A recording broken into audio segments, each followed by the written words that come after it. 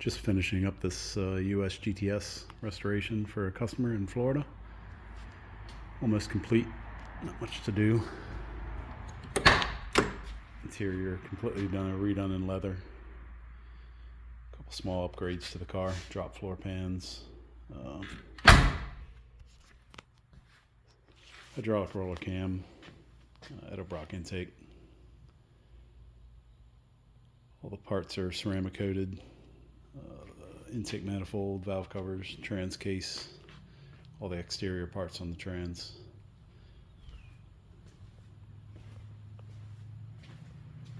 It's got brand new 10-inch and 8-inch Campy wheels.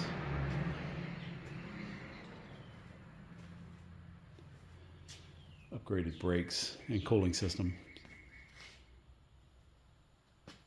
Upgraded air conditioning.